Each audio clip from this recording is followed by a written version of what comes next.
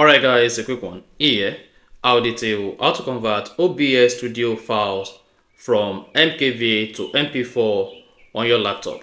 So if at the end of this you find this often informative, please don't forget to like and then subscribe.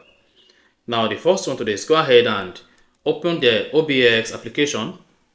Once opened, go ahead and click on File.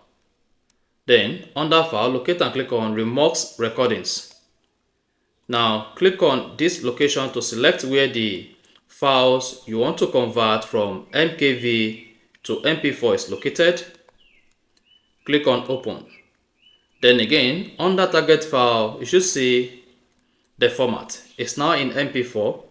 Now simply go ahead and click on Remove. Once you click on Remove, this is going to convert the file from MKV to MP4 on your computer. Then after that, you can just go ahead and open the File Explorer. On the File Explorer, click on Video. And under Video, you should see the MKV file converted to MP4. You can now go ahead and click on the MP4 file you want to see.